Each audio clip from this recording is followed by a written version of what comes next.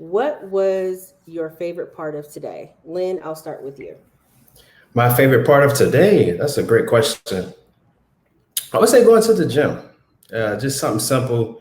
For me, going to the gym is a great way to reset, a great way just to kind of clear your mind. So I would say that was the best part of my day. Okay. Maurice? Yeah, yeah. I woke up this morning at like 4, and I went to the gym. Same thing. I think for me it was just the ability to wake up and to exercise the brain and also the body. So that right there set my day and everything else that came after that. So going to the gym and to get a really good workout in mentally and physically. Yeah. That's so early. Ooh. Also, I can't forget about that nap. That 15, 20-minute power nap I get every day. Yeah, That's my favorite part of every day. yeah. Just Oh, to I take that love nap. naps. Naps are my Just a jam. reset. Yes, yes, we need And it. to kind of piggyback off of Lynn, like that reset is so needed. Like I think a lot of times we think naps are not good, but to hit that reset button after being up for however many hours you've been up, and you've been like literally grinding for those hours, you got to hit that reset button so that you can come back with a fresh mind and get back to it. So Yeah, I totally agree. naps are necessary. Naps are probably one of the better parts of my day. Just Yeah. ah. Thank you all for tuning in to another episode of Take a Space Podcast. I am your host, Leah, and this week we are discussing real estate. And in this series, we have been able to talk to a very diverse group of people, and I am appreciative of today. We're able to talk to Maurice and Lynn Price, brothers in real estate. Welcome to the show, guys. Thank you, Thank thank you, you. thank Thank you. you. Thank you for having us. Absolutely. Why don't you tell the people a little bit about yourself? Maurice, we'll start with you first. All right, let's do it. So originally from Savannah, Georgia, pandemic hit, boom. A lot shift in what I was doing, but the discipline stayed the same. My family and I relocated to Texas, um, and in hopes of training for the Olympic Games. And between that, I was speaking to my brother, and he said, "Man, you would do very well in this industry, Lynn." And I said, "Okay, let's try it." So I did it, and boom, here we are, realtors, and we're ready to rock and roll. So it's a little bit about who I am within the industry. Okay. Lynn? So I always like to lead with that I'm an Army veteran. Serving is very important. So I served Thank you for in your the Army. service. Thank you, thank you. And then from there, I got out of the Army, moved to the Maryland area, and started attending Howard University. On the plane from visiting my family in Savannah, like Chris, originally from Savannah, I meet my broker, Jim Hyatt, and we're just talking. We're talking about working out. We're talking about just random things. And I had not known who he was. And he said, you'll be good in real estate. And they had a class the following week. He told me the price. It was price was probably, I think, 375 somewhere. He said, hey, sign up for the class. It do you great service. And that was in 2018. And that was my first introduction into real estate. And then from there, I became a realtor. I work exclusively with buyers. And that's primarily because I was attending Howard University, being a student, and also trying to do real estate. I found it difficult to work with sellers and do listings. But from there, I've been able to gather a bunch of information on buyers and investors. Okay. If you see me pause, I'm just writing so I don't interrupt you so that I can bring up points Oh, later. Okay, Yes. it's it's okay. okay. Maurice, training for the Olympics? Yeah, that has always been like a huge dream for me, training for the Olympic Games. And for a while I was traveling to and from Georgia to Texas to prepare, and pandemic hit, boom. What do you do? Where I am now is at the cusp of becoming that elite athlete, but when the pandemic hit, the resources kind of were limited. Mm. So It is what it is. Yeah, we find a way to keep moving forward, no matter what. The journey is still the same, but the path kind of shift. And it's still on my mind. I still work towards it every day, but that What sport? discipline. Say again. What sport? Track and field. Oh, okay. You're Yeah. just gonna not tell me that part at all. No, Just I was I not. train a lot. I do train. I've been doing this for a while. But what are you No, training for? no, but it worked out to where the discipline that was created within that sport, and I think this is something that Lynn saw, was that discipline and other attributes that I had, and he was like, "Man, you can really do very well as a realtor." So I said, "Why not?" So let's do it. So whatever happened there is still there, and still working towards that goal. Mhm. But it never hurts to kind of do something while you're still training and going towards something that you really care about. I agree. And if I could piggyback off that, the discipline aspect is one aspect, but there's also the ability to maximize your time and the ability for him to then say, okay, I'm going to train, wake up early, focus on real estate, but still have the time and the space and the energy to then dedicate to the Olympics. That's a huge benefit. Sometimes when you bog down in a 9 to 5, it's very difficult because just the space and just the fact that you have to be there. Sometimes you feel like you're wasting your time, or your time is not best spent. It drains you. So with Chris, for him to be able to do that, it's just awesome. For him to say, I'm going to do real estate, but then train for the Olympics. And you keep hearing him call me Chris. So just to clarify, I'm sorry about that. My middle name is Christopher. So Yes. my family calls me Chris. So if you don't hear him call me Maurice, he's never called me Maurice. Okay. So it's okay. Yeah. So he's talking about the same person. Great catch. Because in my family, same thing. Like my first name is Leah, but that's also my mother's name. So my family does not call me by my mother's name. They call me by my middle name. So cool. Yeah. Okay. Good. So, Lynn, you've been doing this for 3 years, and you got started before the pandemic hit. Yes. How did you keep going through the pandemic? Really, the pandemic allowed me to focus because everything shut down. Right. And so I live in Maryland, and I commuted to school, Howard. And the pandemic for most people was a struggle, but for me, I saw it as an opportunity because everything was online, which meant the time that I spent to get ready, the time that I spent to commute back and forth between DC, where Howard is, and where I live, that completely vanished. So you're talking 2-3 hours that I can just focus on real estate, and then also be mobile to do things in Maryland, 15 minutes away, 20 minutes away, 30 minutes away. And for me, I got really, really focused and said, you know what, let me hone in on real estate. And that's where, I started meeting with more buyers, more consistency. I was able to learn a lot, opposed to deal with some of the struggles that a lot of people dealt with during the pandemic. For me, it was just a blessing. Okay. And I would like to, that's amazing, because like it was a blessing for me too. I was furloughed from my job, and like I realized the gift that I had, which I started to do motivational speaking. The gift that I had, I knew I had it, but there was no way for me to give birth to that by working a 9 to 5 or working or having someone else to take my time.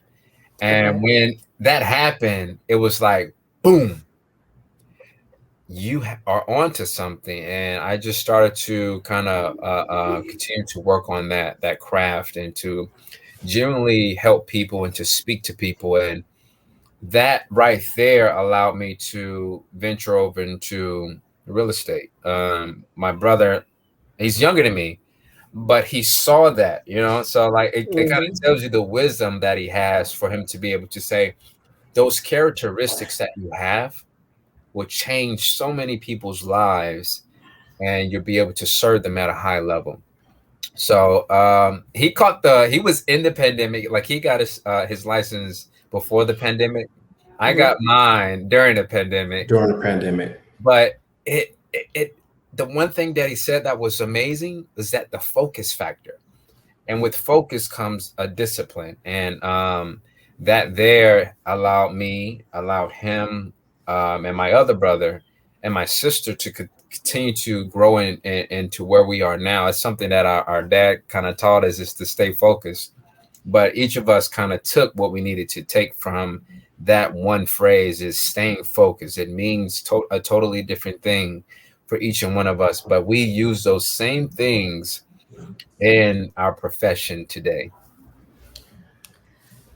So real estate is a big thing, right? It's this huge industry. There's Humongous. a whole lot. I mean, you have the bankers, you have the mortgage loan officers, you have the buyers, you have the sellers, you have the brokers, you have the appraisers, you have your notary publics. There are so many different aspects of real estate.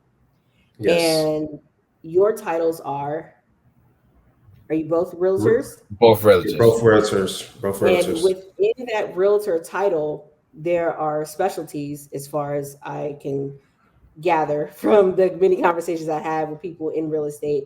So, Lynn, you said that you more so specialize in working with buyers because Yes. it is just easier. What is the difference between working with buyers and working with sellers? Before you answer that, our specialties are buyers because of the importance of mastering or creating a perfect practice when working with buyers. Okay. But it doesn't take away from us being seller agents or working with rental properties or working with or being property managers. So I just wanted to throw that out there to kind of put things in perspective for our audience. So it doesn't take away from what we are capable of doing, but as of right now, we are in this space to kind of make sure we are cultivating and learning what we need to learn as agents. So in this space, it's not a situation of you only focus on the buyer aspect. I mean, you're, of course, because you're licensed, you're capable of working with individuals in real estate in a, oh, need you, baby.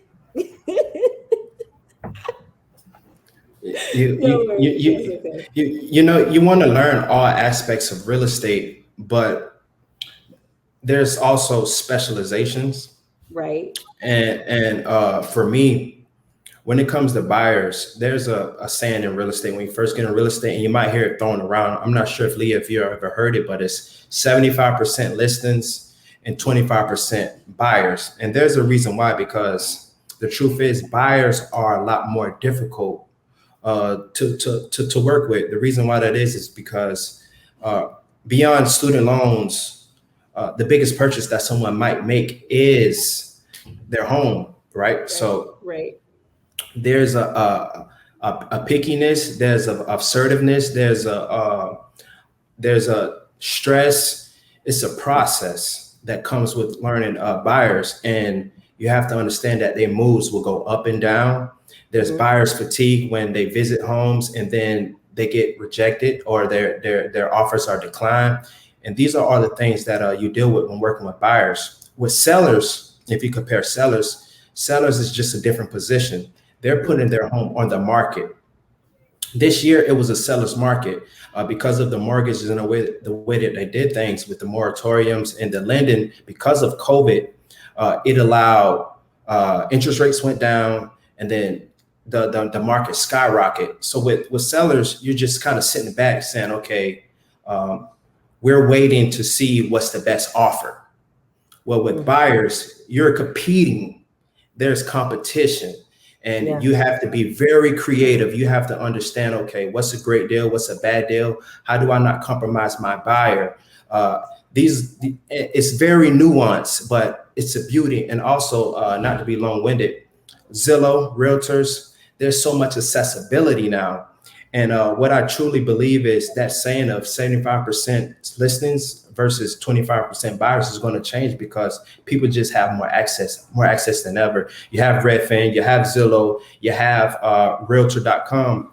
Before a buyer ever works with me, they've already looked at plenty of houses. Right. And just understanding that aspect, I kind of see it as my advantage to get ahead of the bell curve and say, you know what, let me lock in on buyers, because you start to understand exactly what sellers are looking for. But the attitude of a buyer, you can't understand it from a seller because it's so nuanced, right, whether they're renting or whether they're buying. And the kind of like to piggyback off that, like everything is accessible. That is the world we live in now. Like with this phone, you can do whatever you need to do quickly. I have a client right now. She's on it, right? So she's just sending me stuff, and I'm talking about like after 10 o'clock. But she's just up. Yes. But that doesn't mean I'm a bad agent. That just means I need to wake up a little bit early, you know, and to make sure I'm on top of it so that I can remain a really good agent, because I need to know that I'm providing her with the service and she's not providing me with the service. So to hone in on buyers and to really execute working with buyers, it takes a lot, because like Lynn said, they're very picky. But if you understand that, you just execute it. You find a way to keep getting better at it, and then you just keep doing it over and over and over again. So at what point would a buyer come to you? Are you all independent, or do you work with under different realtor groups? So I'm located in Austin, Texas, and Lynn is in the Baltimore, DC area. So I have a broker, but all of my leads come from Facebook, Instagram, or I've created really good relationships with other realtors, which that's something that is huge. Humongous. It's huge. And typically, and this is something I really want to focus on, is typically realtors would charge a referral fee just to give you their clients or someone who has came to them based off of whatever system that they're using. And they say, hey, I can't take it. Can you take them? But I'll ask for whatever percentage there is. I've been blessed to not have to pay referral fees at all. And this is from 2 different agents. And that's because we provide a service. When I say we, I'm talking about Lynn and I. We provide something that is not being seen from a lot of agents. And that's just genuineness from an agent. Typically, when you talk about realtors, you're looking at people who are almost like sharks. You know, they're in, they're out. They're like, boom, boom, boom. They're just, everything is cut and dry. And I don't think it should be that way in a sense, because it has to be a human element there. Right. And that's something that I've been able to bring. And I know for a fact, since he's the one that pulled me into real estate, he brings that factor as well, that human, humanizing being human. That's something that I always say is humanizing being human. Why? Because we're just so used to being connected to technology. And typically when we're connected with technology, we forget how to care. We forget that people feel.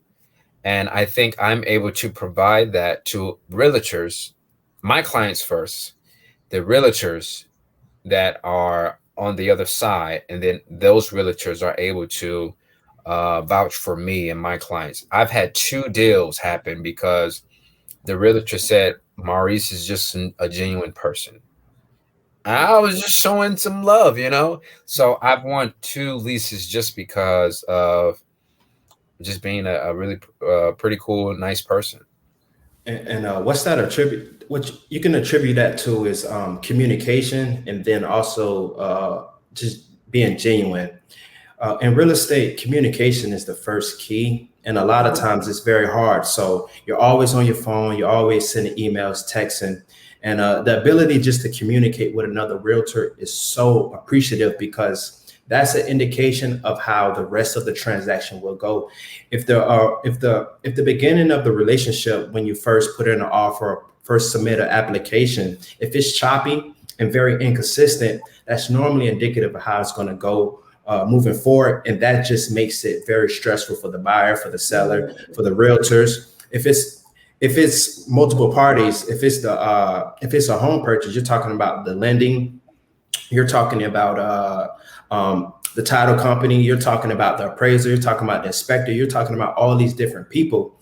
If it's like that, it's just going to make the whole transaction 10 times harder than what it was. So one thing that I do, and I'll recommend this to anyone, whether you're a buyer, seller, whether you're an investor, whether you're a realtor or not, always have open lines of communication between all parties.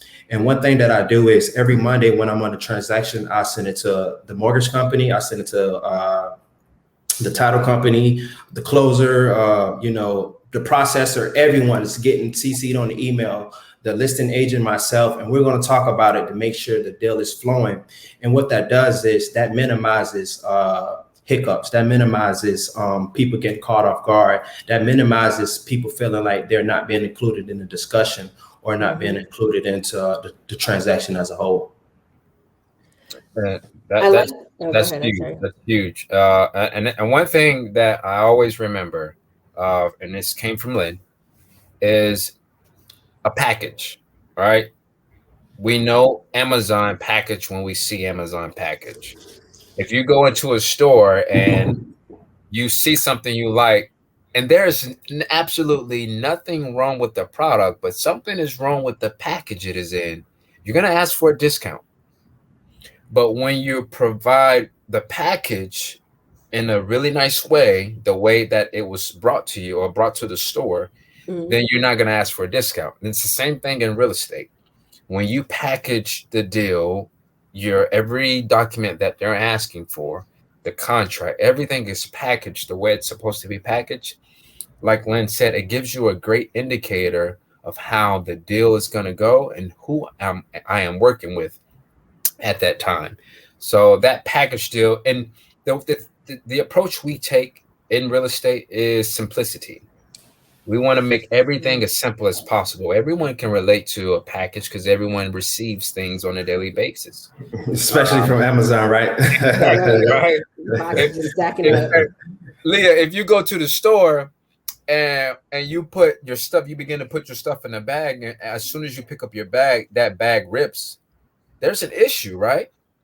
Like, so it's, they're trying to fix the issue. So in real estate, it's the same thing. When you put together the package the right way and it looks presentable and everything on there is clean, that makes you look great as a realtor and a broker as a whole. Okay. How can buyers that you work with, or even buyers who know that they have to compete for 30 other contracts to get, because right now we're in a seller's market, right? So yes. How can buyers more effectively advocate for themselves in the home buying process? I think I can answer that. One is, I would say this, is you want to select the right realtor. And we always ask, how do you select the right realtor? How do you know if you're working with the right realtor?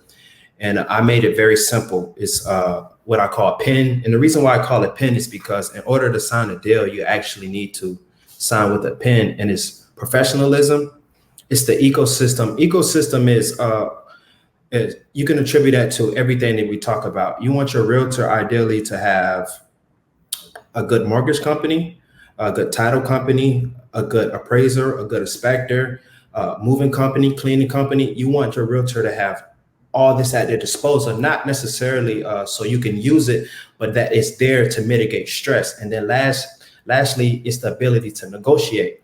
So when you take PIN and you put it together, and we answer your question, if your realtor has that PIN professionalism, a great ecosystem, and great negotiating skills, that's going to allow you to compete more efficiently and more effectively.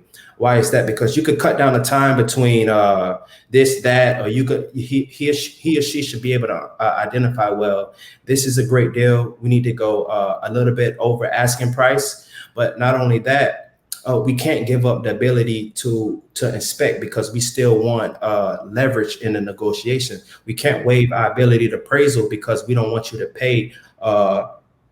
We don't want you to compete with 30 other offers to where you're kind of bidding against yourself. Also, something I've done that I've learned from a good mentor is putting deals during the week. On the weekend, that's when everyone is going to go look at houses. Right, and right. that's where listing agents are looking at and sellers are looking at. Their most traffic is on Saturday and Sunday. Well, if those deals come out on Monday, most people are going to overbid. So if you could come in on Tuesday and look for houses Tuesday to Thursday and submit an offer and say, hey, there's a hard deadline for Friday. We need to know so we can use the weekend to go look at additional houses. Completely fair. The seller's going to listen. They're going to say, okay, completely understandable.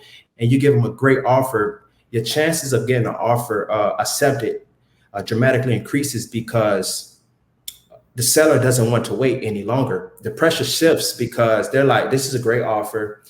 Do I really want to have 15 more people in my property when I have a great offer? They're pre-approved. Everything checks out. Now they're more likely to say, you know what, let's accept the offer. We don't need to do another weekend. So these are certain strategies that you want your realtor to have, but it takes the professionalism. It takes that ecosystem for them to have it to where they could say, you know, I have a good inspector. I have a good lending company to get you pre-approved very fast. And then also the ability to negotiate to say, here's where we can, here's how we can get a great deal signed without, giving up a lot of your leverage as a buyer. Okay. Yeah, that's good stuff. You wanna know why? So I just started like 4 months ago, but you wouldn't be able to know it. So I'm still building my ecosystem, but the professionalism and the negotiation skills, I have those. But if I need help with the negotiating, because I am in a new industry, I go to my brother. He understands this because he has 3 years in the game, and he's able to kind of break things down from a different perspective. Although we're in different markets, like Austin is crazy, right? Even though it's slower parts of the year, it's still, people are still leasing, buying till this day. I had an offer I had to submit. So we're still waiting on, things to come from that. So even to this day, I always reach back out to my brother to kind of get that information. And also other realtors who really genuinely care about your success. They are looking out for your betterment, because once again, it goes back to the fact that you showed that genuineness, and they want to connect with you on a regular basis and even help you out and show you the ways. But PIN is so important. Professionalism, ecosystem, and the negotiation. And that's one of the things that we as your real estate guide, we created is simplicity, but by using simple things, a PIN, you use a PIN on a daily basis, and to associate those acronyms with that, it puts things in perspectives for realtors and for buyers and sellers. And sellers. Also, I should say, I've been told no 100 times. And when you told no 100 times, you figure out how to get a yes. So I should throw that in there. And that negotiating aspect is very important because it's confrontational. Yeah. And a lot of people are very, very, very uncomfortable with confrontation. And the best way to kind of diffuse a situation is just to go straight at it. And it's the same thing with in real estate. It's not only negotiating with the listing agent or the buyer, right? Whether you're a seller or a buyer, but also negotiating with your client. Because as I alluded to earlier, and I mentioned it, Buyers, whether it's sellers or buyers, clients are the most difficult because you all have to be on board. And that's where it goes back to that first step, professionalism. If you're not professional, you don't have that communication, you don't have that open line, it makes the ecosystem less accessible because they're not really rocking with your ecosystem. And then it makes your ability to negotiate, because you can have a great deal. I have such a great deal. But if you don't have that professionalism and you don't have the ability to negotiate with your client and say, hey, we should come back here. Hey, we should push. It's going to throw it off. I'll tell you a quick story. So I have a client early in the year, and we have a great deal. We get seller help. For those who don't know what seller help is, that means the seller will put a credit and or put a certain amount of money towards the closing costs. So in real estate, there's closing costs. There's also the percent that you have to put down, depending on the type of loan that you have. It can be anywhere from 3.5% to 20%. So we have a great deal. Did inspections. We came back on inspections. We submitted a couple other things, and the seller said, hey, we're good. They're going to work on everything that we asked for. But this particular client just wanted a little bit more. And I said, hey, man, you have to be, this is an investor, the seller. I said, you have to be careful stepping on the throat of people who are investors who already have built wealth or who have money in their pocket, because they'll find a way to get out of the deal. And we can't be greedy. We can't be greedy. We absolutely should take the deal as it is. And he's pressing. I'm like, no. But you have to understand, we did have a great rapport. And you know what I said? I said, I'm going to let us fail. So I did exactly what he said, because that's my duty as his realtor. But I knew that they would find a way to get out of the deal, despite me trying to advocate on the behalf to stay in the deal. And they did get out of the deal. But what that did was that made us closer. And it goes back to the professionalism, because, he came back to me and said, you know what? I shouldn't have pressed, because now we have to start the process all over again. No one wants to do that. The seller doesn't want to do that. The buyer doesn't want to do that. And that made us a lot closer. And we still found another house, and he loves the house. Actually spoke to him probably a week or two ago, but that's a great example of that ability to negotiate with your client. And I let us fail, this is probably going to throw us off, but he still trusts me. We still work together. And that's what you want to look for, is that pin. That's good stuff. Well, this is your time to plug any and everything you have, because this has been such a great conversation. If anybody wants to reach out to you for resources, if you have any events coming up, whether it is a real estate course or a mentorship program, anything you have, go ahead and plug away. I'll let Maurice, you go first. All right, so you can find me on Instagram. I have two handles, at Dreamful. That's DREAM_journeys.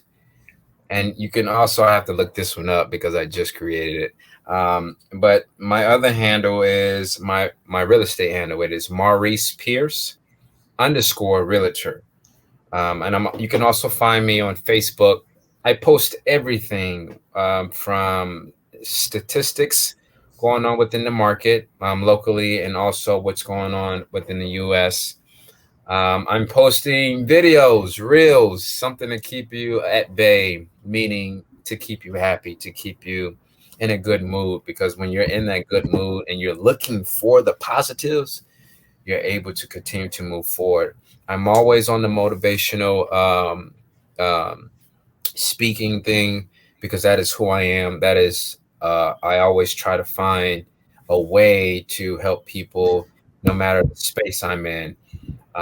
So you can always stay connected with me via Instagram, Facebook, LinkedIn, but mainly Instagram. Okay. So that is who I am. And I'll give it to you, Lynn.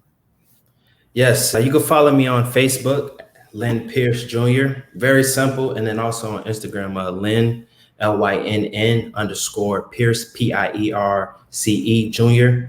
At Instagram. And then lastly, I would just encourage you all to be looking out for your real estate guide, what we really want to do is really create a lot of content that makes real estate simple and relatable to everyone.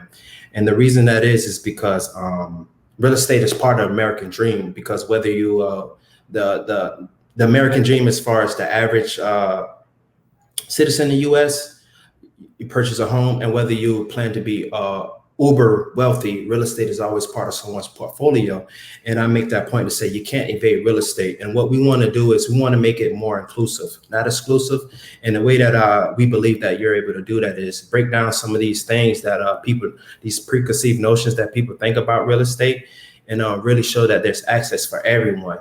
So definitely be looking for Your Real Estate Guide, and we're going to drop a lot of great content, both videos and also print.